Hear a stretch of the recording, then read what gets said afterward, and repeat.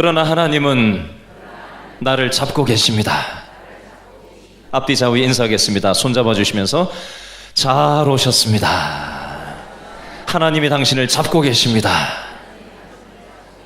반대편에 있는 분에게 다시 한번 인사할까요? 잘 오셨습니다.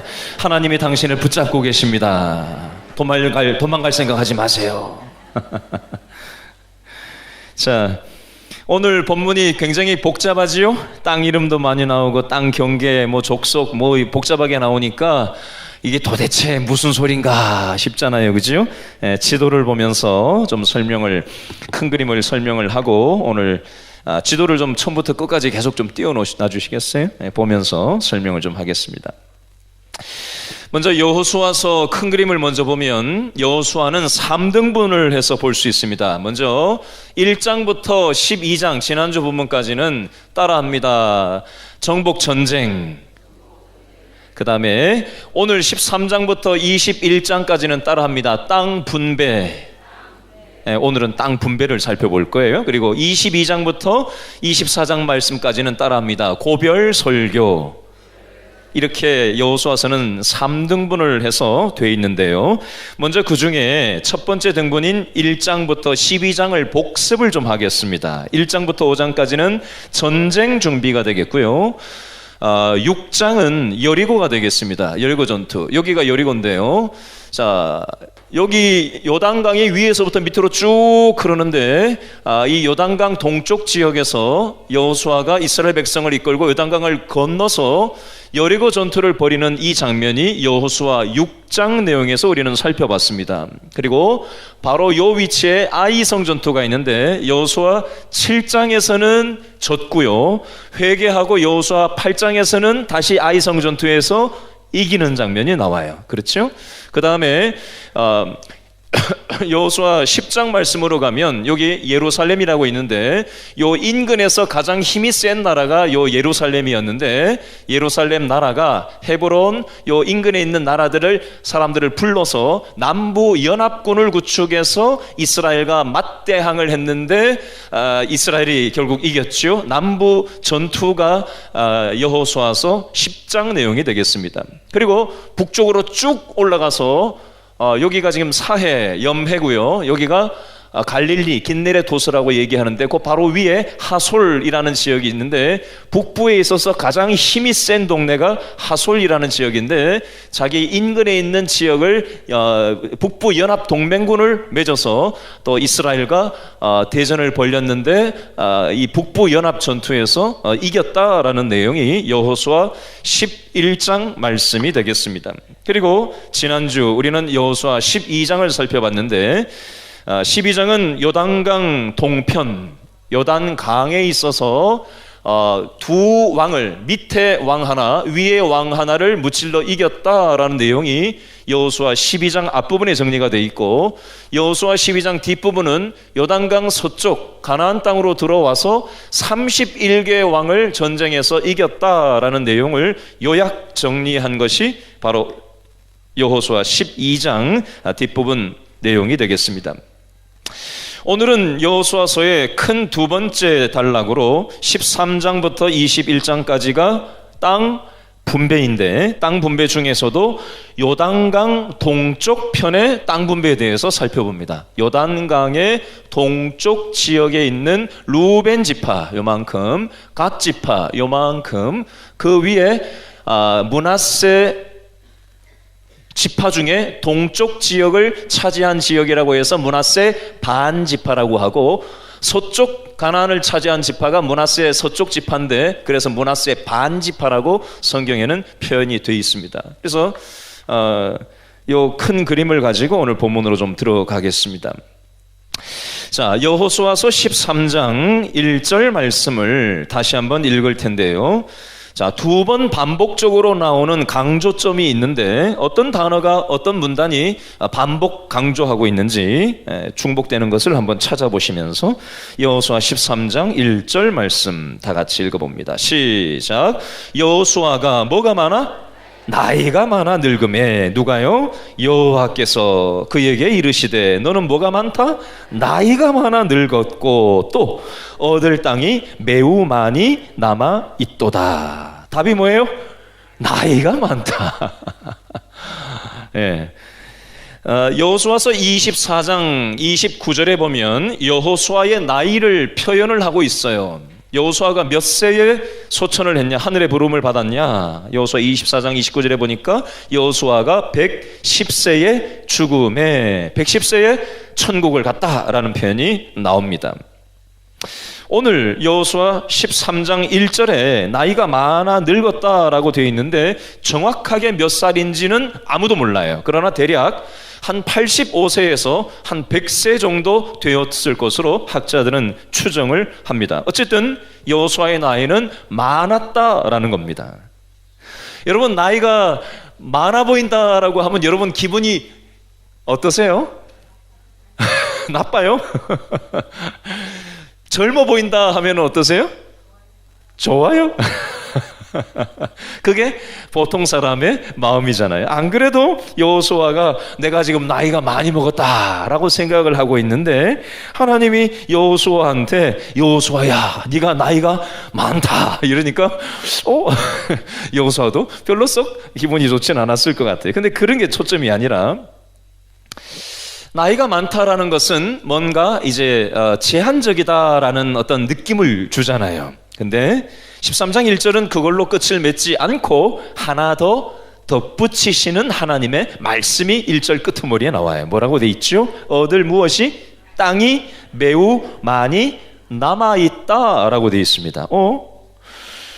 여러분, 여호수아가 분명히 좀 전에 요단강을 중심으로 해서 동쪽에 있는 두 왕을 전부 무찔렀고, 그리고 요단강을 건너와서 여리고성 전투, 아이성 전투, 남부 연합군 전투, 북부, 중남, 충북부 전체를 다 왕을 무찔렀는데, 그리고 11장 끝에 보면 11장 23절에 보니까 뭐라고 돼 있어요? 성경 빨리 넘겨보세요. 여호수아 11장 제일 끝절 23절 제일 끝줄에 보니까 뭐라고 돼 있어요? 그 땅에 뭐가 그쳤다? 전쟁이 그쳤다라고 돼 있어요. 근데 아직도 얻을 땅이 남아있다는 소리는 도대체 무슨 소리일까요? 그 남아있는 땅이 2절부터 6절 말씀까지의 기록이 되어져 있는데요. 자, 그걸 살펴보도록 하겠습니다. 자, 복잡하게 쓰여져 있는데 제가 알아보기 쉽게 설명을 할 테니까 여러분 제가 하라는 대로 빨리 따라오셔야 돼요. 자, 2절 3절에 똑같은 단어 하나가 반복적으로 나오는 나라가 하나 있습니다. 2절에 무슨 셋? 블레셋 동그라미. 3절 셋째 줄에 보니까 무슨 셋? 블레셋 동그라미. 블레셋의 나라가 5나라가 있었는데 5 도시국가가 있었는데 그게 어디라고 돼 있죠? 지도 보세요. 성경 보시면서. 자, 어디?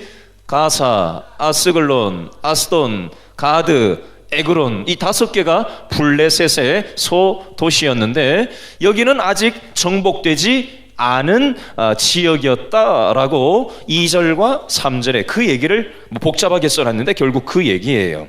4절에 보니까 동그라미를 하나 치세요. 무슨 돈? 시돈 동그라미. 그 다음에 5절과 6절에 똑같은 나라가 하나 나와요. 무슨 논? 레바논. 5절에 6절에도 레바논 나오죠. 자, 지도로 볼까요? 4절에 시돈 어디 있죠?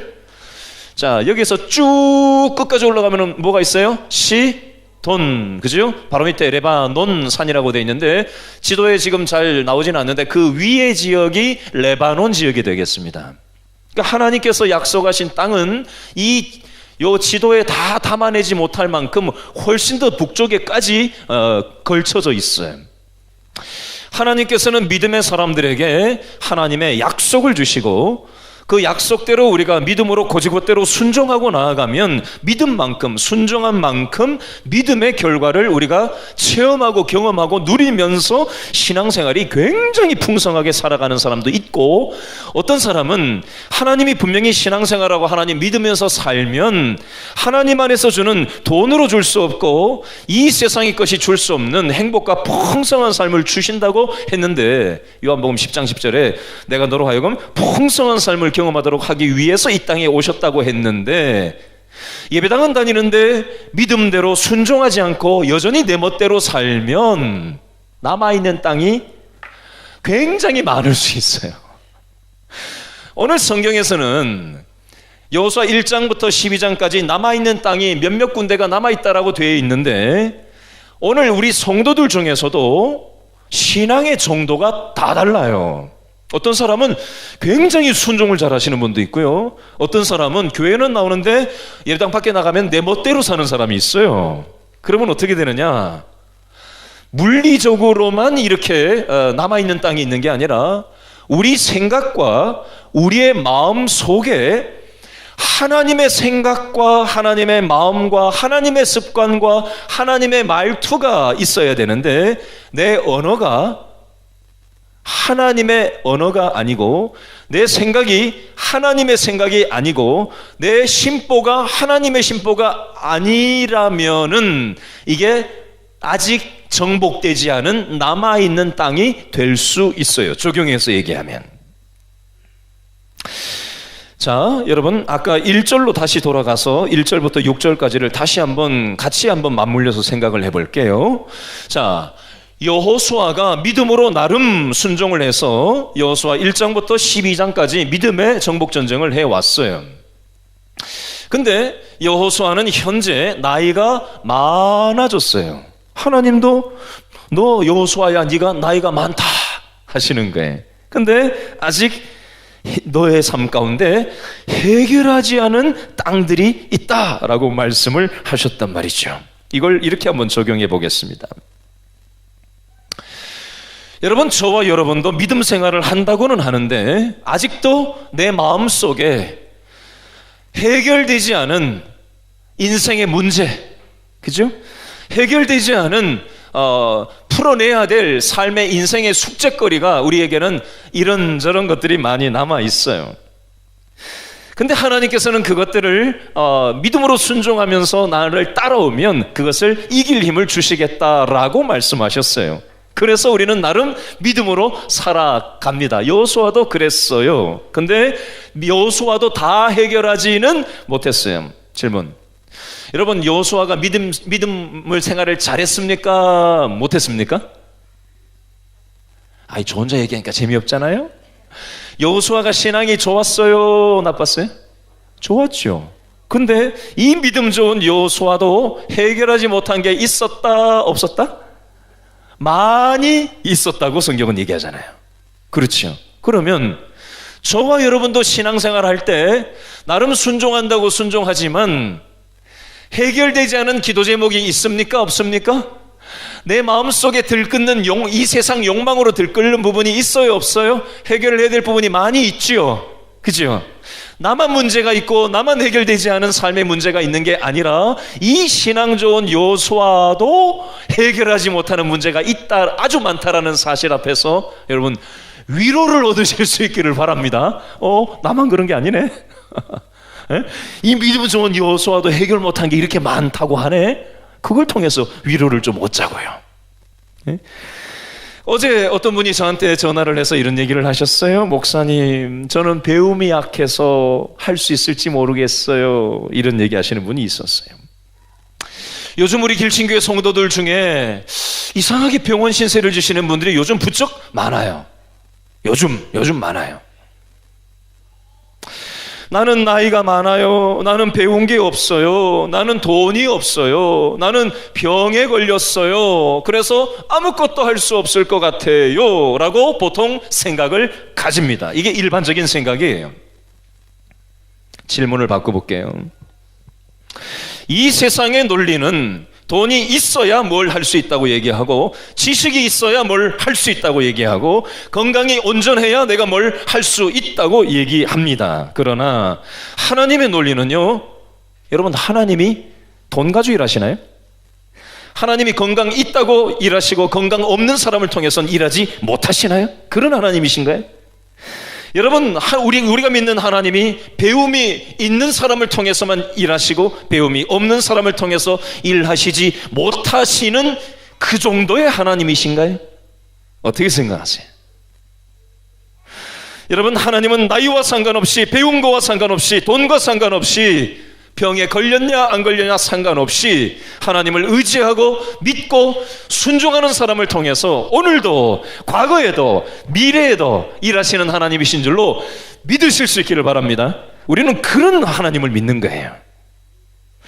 돈으로 하나님을 제한하지 마시고요, 병의 여부에 따라 하나님을 제한하지 마시고요, 내 능력과 지식의 한계 안에 하나님을 가두지 마십시오.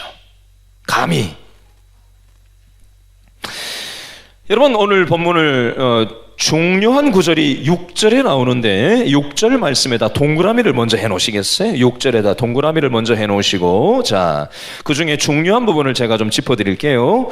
자, 13장 6절 말씀 셋째 줄, 자, 밑줄 굽니다. 누가? 자, 6절 셋째 줄, 누가? 내가 동그라미. 그들을 이스라엘 자손 앞에서 어떻게 하리니? 쫓아내리니. 내가 쫓아낸다는 거예요. 내가 누구예요? 하나님이 남아있는 많은 사람, 많은 부족들을 쫓아내겠다. 내가 하는 게 아니라 하나님이 하신다는 거예요. 하나님이. 그러니 너는, 누구는? 너는 내가 명령한 대로 그 땅을 이스라엘에게 뭐하여? 분배하여 기업이 되게 하되. 여호수아한테 뭘 시키셨어요? 어떤 소명을 주셨어요? 7절에 너는 이 땅을, 이 땅이라는 건 어떤 땅이에요? 요단강의 서쪽 땅을 얘기하는 겁니다. 가나안 땅. 이 가나안 땅에 9개 지파와 므낫세 서쪽 지파에게 땅을 나누어서 9.5등분을 해서, 요단강 서쪽 편에 있는 땅을 나누어서 땅을 분배하는 그 소명을 네가 감당해라. 남아있는 블레셋 족속과 시돈과 이 레바논 땅에 있는 그 남아있는 사람들은 내가 해결할 테니까 너는 내가 맡긴 요거를 네가 맡아주라 라고 말씀하시는 장면이 나옵니다. 자, 여기까지 해놓고 조금 더 설명을, 다른 부분을 살짝 하겠습니다. 자, 여호수아가 3등분으로 되어 있다고 그랬는데 1장부터 12장까지가 첫 번째 등분입니다.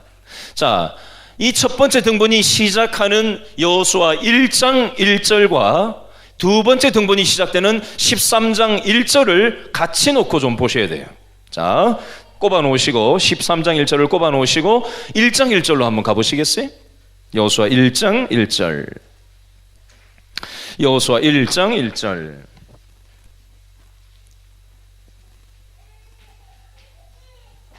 여호수아 1장 1절 다 같이 시작. 여호와의 종 누가? 모세가 어떻게 된 후에? 죽은 후에 여호와께서 모세의 수종자 눈의 아들 누구에게? 여호수아에게 말씀하여 이르시되. 여러분, 모세는 어떤 인물이지요? 이스라엘 민족의 역사에 있어서 모세를 빼놓으면 얘기가 되지 않는 인물이 바로 모세라는 인물입니다. 그렇죠? 자, 이 밑에 가나안 땅 밑에 이집트, 애굽이 있어요. 430년 동안 이집트의 종살이, 노예살이를 하던 이스라엘 민족을 모세가 이끌어서 이쪽으로 와서 광야 한 38년 정도를 뺑뺑이 생활하다가 이 요단강을 건너서 이 가나안 땅으로 들어가기 막전에 하나님께서 너는 여기까지다 하고 모세가 죽게 됩니다. 홍해를 가르는 그 엄청난 대기적, 광야 40년 동안 아무것도 먹고 살 길이 없는 그 세월 동안 이스라엘 민족을 믿음으로 이끌어냈던 이 모세를 빼놓고 이스라엘을 생각할 수는 없어요. 여호수아 1장 1절에 여호와의 종 모세가 죽은 후에 이스라엘 분위기가 어땠을까요? 모세 장례식 때 얼마나 사람들이 절망적이었을까요? 우리 이스라엘 민족은 이제 끝났다. 모세 없이 우리가 어떻게 사냐? 뭐 이런 거 있잖아요. 여러분, 모세는 참 대단한 민족의 지도자였습니다. 대단한 믿음의 사람이었습니다. 그러나 하나님의 절대 기준에서 봤을 때 모세는 아무것도 아닌 인생입니다. 그 다음에 여호수아가 바톤을 받아서 여호수아 1장부터 12장까지 요단강을 건너서 정복전쟁을 하고 남부 북부 전투를 하고 그리고 여호수아 12장까지 지금 막 끝났어요. 근데 지금 여호수아가 13장 1절에 보니까 여호수아가 나이가 많아 늙었다. 그리고 여호수아서 24장 27절로 가면 여호수아는 110세로 하늘의 부름을 받습니다. 모세도 대단했고 여호수아도 대단했고 대단한 일들을 했지만 모세도 따라합니다. 지나가고, 여호수아도 지나가고. 우리 길신교회 역사가 있는데 원로 목사님은 우리 김동환 목사님도 목회를 잘 하시다가 30몇 년 하시다가 은퇴를 이제 하시고, 저도 언젠가 하나님께서 너 그만해라, 언제가 될지 모르겠지만 저도 역시 지나갈 거예요. 여러분, 신앙생활은 모세 보고 하는 것도 아니고 여호수아 보고도 하는 것도 아니고 원로 목사님 보고 신앙생활 하는 것도 아니고 담임 목사 보고 신앙생활 하는 것도 아닙니다. 우리는 누굴 봐야 돼요? 하나님을 바라보고 신앙생활 해야 되는 줄로 믿습니다. 여러분, 사람 보지 마세요. 사람은 다 지나갑니다.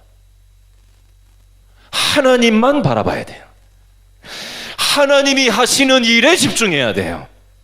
근데 많은 한국 교회들이 내가 교회를 이렇게 키웠다, 내 교회다, 뭐 이런 거 있잖아요. 목회자 입장에서 내 교회다, 내 맘대로 하고 내 생각대로 하고 내 고집대로 하고. 여러분, 성도들은 어떨까요? 성도들도 마찬가지일 수 있습니다. 여러분, 돈 많으신 성도분들 이 중에 계시다면 조심하십시오.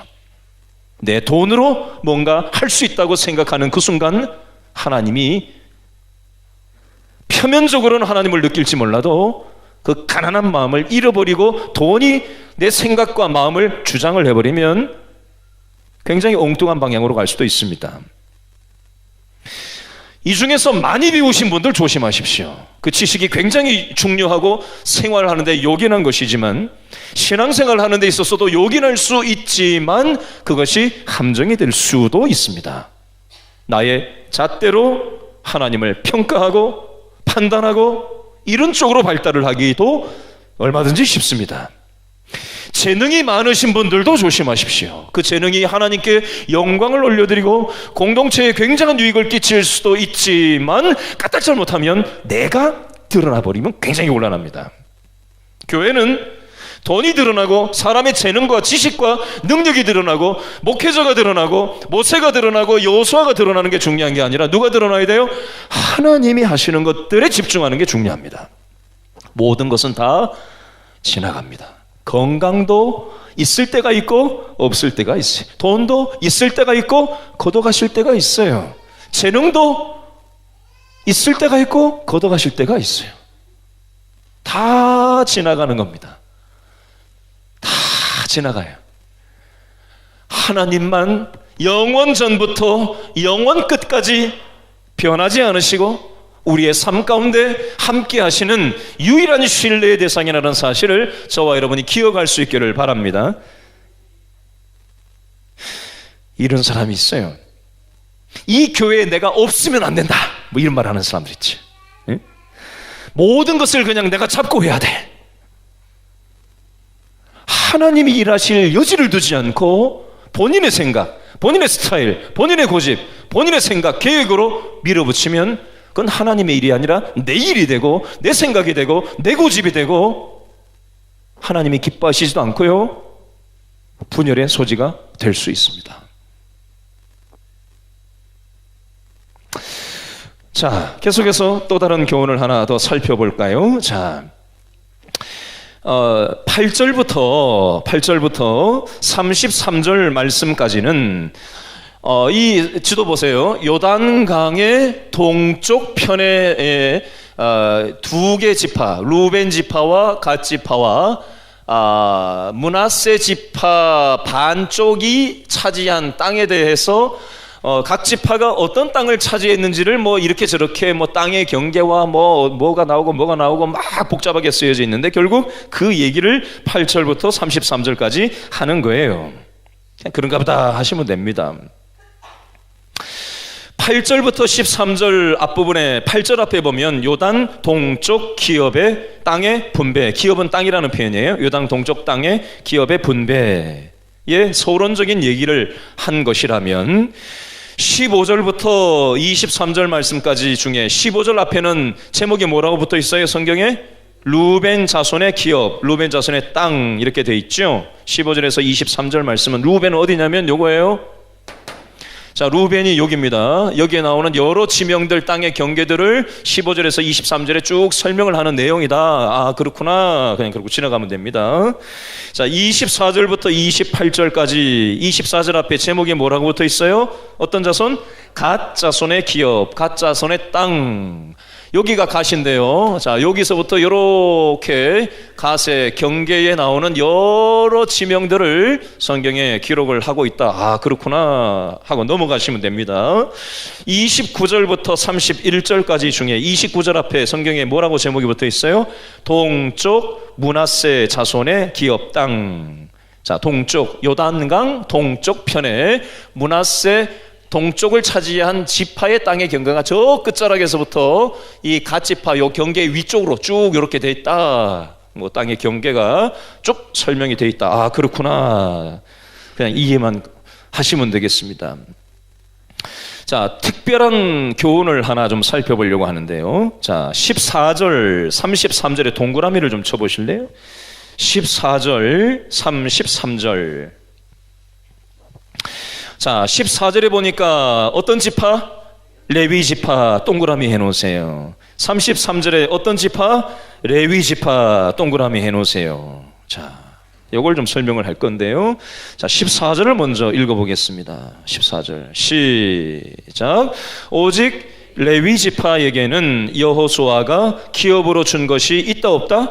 없었으니 이는 그에게 말씀하신 것과 같이 이스라엘의 하나님 여호와께 드리는 화제물을 그들의 기업이 되었음이더라. 아멘. 33절 비슷하게 쓰여져 있는데 약간 다르게 쓰여져 있어요. 원리는 비슷해요. 33절 다 같이 시작. 오직 레위 지파에게는 모세가 기업을 주지 아니하였으니 이는 그들에게 말씀하신 것과 같이 이스라엘의 하나님 누구? 여호와께서 그들의 무엇이 기업이 되심이었더라. 아멘. 자, 요걸 좀 설명을 하겠습니다. 레위 지파에 대해서. 여러분, 레위는 살인자였습니다. 살인자. 이틀 전에 뉴질랜드 전 세계에서 가장 살기 안전하다고 손꼽히는 나라 중에 하나인 뉴질랜드에서 이틀 전에 총격 사건으로 현재까지 사망자가 50명으로 현재 늘어났어요. 36명이 입원 중이고요. 2명은 위독한 상황이라서 더 사망자가 늘어날 전망으로 보인다고 합니다. 한 440만 명인가 되는 인구 중에 한 10%가 이민자인데 이 이민 온 사람들에 대한 불만을 가지고 호주에서 태어난 젊은 백인이 몇 년 동안 준비해서 이 총을 쏴서 이 많은 사람을 죽인 거예요. 오늘 성경 레위 지파의 배경이 되는 이 레위는 야곱의 12 아들 중에 셋째 아들의 이름이 되겠습니다.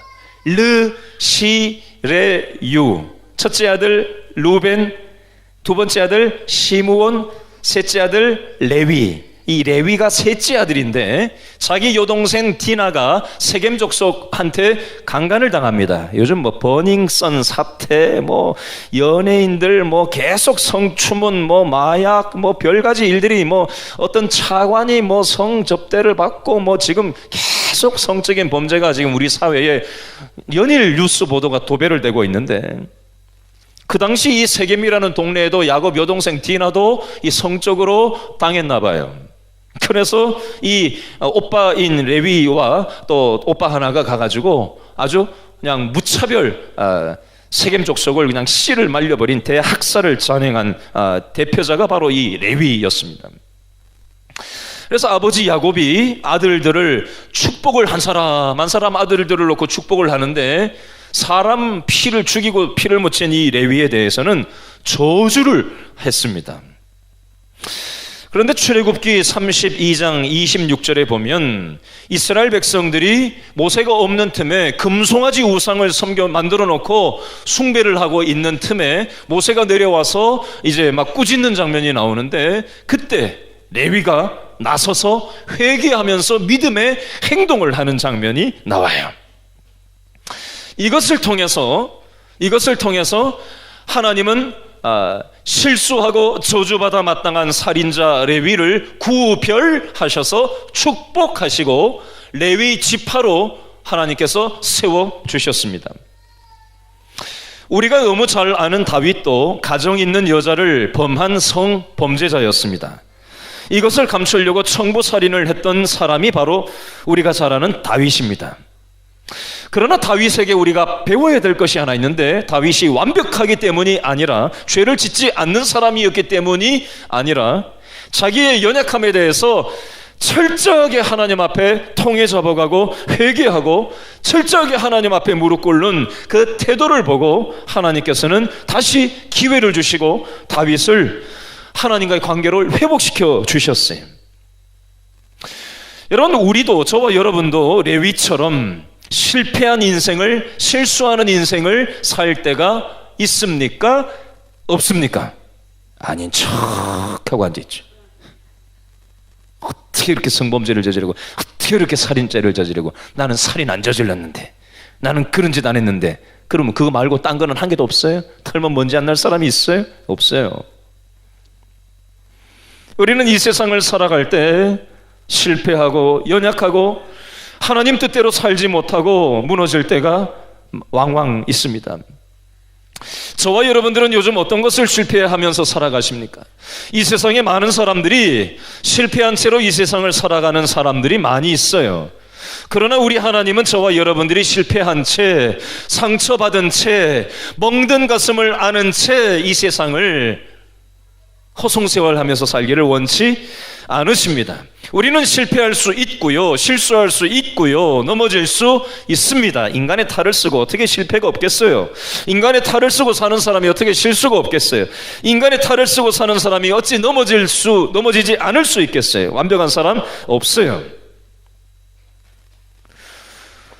여러분, 우리는 때로 실수하고 실패하고 좌절하고 넘어질 때가 있지만, 레위도 살인을 저질렀고 실패할 때가 있었지만 회개하고 하나님 앞에 돌아왔을 때 저주가 바뀌어 축복의 인생으로 변화되었다라는 것입니다. 레위 지파를 제외한 나머지 모든 지파에게는 땅을 줬어요. 앞에 보세요. 루벤에게도 땅을 줬고, 요 땅을 가세에게도 땅을 줬고, 므낫세 동쪽 지파에게도 땅을 줬고, 이제 다음 주부터 살펴보게 될 이 9개 반 지파에 대해서도 땅을 각각 12지파 다 줬단 말이에요. 근데 레위 지파만 땅을 안 줬어요. 왜 그러셨을까요? 아니, 뭘 먹고 살아야 되지 않아요? 레위 지파도 이슬 먹고 살 수 없잖아요. 그렇죠? 자, 여호수아 13장 14절 말씀해 보니까 레위 지파에게는 여호수아가 기업으로 준 것이 없었으니, 33절에도 보니까 레위 지파에게는 모세가 기업을 주지 아니하였으니, 그 다음에 뭐라고 돼 있어요? 이는, 33절 볼까요? 이는 그들에게 말씀하신 것과 같이 이스라엘의 하나님 누가 여호와께서 그들의 무엇이 기업 땅이 되심이었더라. 물리적인 땅이 아니라 하나님이 땅이 되어주시고, 하나님이 기업이 되어주시고, 하나님이 책임져 레위 지파의 인생을 책임져 주시겠다라고 하는 말씀입니다. 자, 이걸 이렇게 한번 적용해서 얘기해 보겠습니다. 여러분, 우리는 이 세상을 살아가다 보면 모든 것을 잃어버릴 때가 있습니다. 돈도 있다가 날아갈 때가 있고, 집도 있다가 날아갈 때가 있고, 건강도 있다가 날아갈 때가 있고, 배우자도 영원히 같이 살 것 같지만 내 앞에서 없어질 때가 있어요. 부모도 영영이 나와 함께 할 것 같지만 때가 되면 하나님이 데려가실 때가 있어요. 여러분, 바로 그때 돈이 없어도, 건강이 없어도, 자녀가 없어도, 배우자가 없어도, 부모가 없어도, 집이 날아가도 하나님 안에서 자족하고 만족하며 감사하며 살아가는 것, 이것이 바로 레위 지파 사람들을 향한 하나님의 뜻이라는 겁니다. 여러분, 레위 지파만 레위 지파가 아니라 원리적으로 얘기하면 어떤 면에서 저와 여러분들도 레위 지파의 그 정신을 가지고 우리의 일상을 살아가기를 하나님이 원하셔요. 여러분, 우리는 돈이 있어야 행복하다고 여깁니다. 건강이 있어야만, 자녀가 있어야만, 배우자가 있어야만, 부모가 있어야만, 집이 있어야만 행복하다고 여깁니다. 여러분, 그러나 돈은 영원하지 않고요, 집도 영원하지 않고요, 건강도 영원하지 않고요, 모든 것은 다 지나갑니다. 영영이 나와 함께 할 수는 없어요. 그 모든 것이 언젠가는 어떤 영역이건 간에 없어지고 사그라들고 그럴 때가 있어요. 그렇기 때문에 우리 예수 믿는 사람들은 돈이 있냐 없냐, 건강이 있냐 없냐, 자녀가 있냐 없냐, 부모가 있냐 없냐, 배우자가 있냐 없냐에 의해서 시비가 갈리고, 물론 우리는 이 세상에 발을 딛고 살아가기 때문에 그 소유 유무가 우리를 행복하고 불행하게 만드는 것 같은 이 세상 기준에서 우리는 예외일 수는 없어요. 물론 그럼에도 불구하고 때로 돈이 없는데, 건강이 없는데 이렇게 고백하시는 분들이 있어요. 돈이 많았다면 내가 하나님을 인정하지 않고 살았을 겁니다. 만약에 건강이 있었다면 내가 하나님을 인정하지 않고 살았을 겁니다. 여러분, 이렇게 저렇게 고백하시는 분들이 있어요. 물론 모든 것이 다 있으면서 하나님을 인정하면 그거보다 더 좋은 건 없겠죠.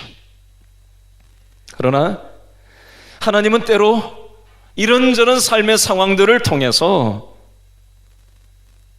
우리에게 처해진 삶의 현실 속에서 하나님 안에서 감사하고 자족하고, 또 심지어 내가 아무것도 없고 잃어버린 것만 같은 이 상황에도 여호수아에게 찾아오셔서, 나이 많은 이 여호수아에게 찾아오셔서 너 나이가 많구나 하고 끝난 게 아니라 뭐라고 말씀하셨어요? 남은 땅이 아직도 많은데 그거는 내가 빼앗아 줄 테니까 네가 할 일이 있다. 땅을 분배해라. 하나님은 저와 여러분에게도 뭔가 부족하고 연약하고 내가 할 수 있는 게 없는 것 같지만 그런 상황 속에서도 우리에게 무언가를 요청하시고 하나님의 통로로 우리를 쓰시기 원하셔서 우리에게 지금 무언가를 말씀하실 수 있다는 사실을 여러분 기억할 수 있기를 바랍니다. 이번 주 금요일 날 영성 집회 때 영상으로 우리가 강의를 간증 설교를 듣게 될 텐데요. 핸드폰에 카카오톡이라는 거 있죠? 아세요? 카카오톡 뭔지 써보셨어요? 거기 보면은 글자 말고 이모티콘이라고 하죠. 뭐 웃는 표시, 뭐 이렇게 뭐 하트, 뭐 이런저런 거 있잖아요, 그죠? 그런 저런 것들을 만든 작가가 있는데, 이모티콘 카카오톡 작가가 있는데 그 작가가 이제 간증하는 설교를 해줄 거예요. 제가 미리 그 간증 영상을 봤거든요. 근데 저는 외국 사람인 줄 알았어요, 처음에. 왜냐면 뭐라고 얘기를 하는데 한 개도 못 알아듣겠어요. 그리고 바로 자막 처리가 돼서 나오더라고.